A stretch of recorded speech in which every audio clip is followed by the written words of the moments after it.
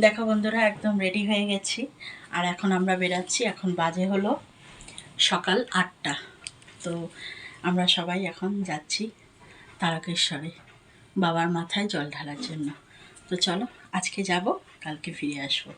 তো সারাদিন তোমরা সঙ্গে থাকো আর ভিডিওটা দেখতে থাকো। তো দেখো বন্ধুরা, আমরা বাড়ির সামনে থেকেই একটা টোটো ভাড়া করে নিয়েছি।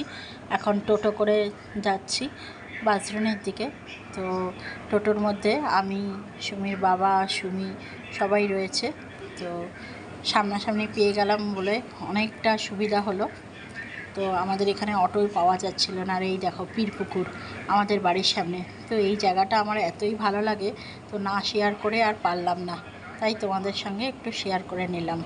এখন আমরা চলে এসেছি হাওড়া স্টেশনে। হাওড়া স্টেশন থেকে তারপরে আমরা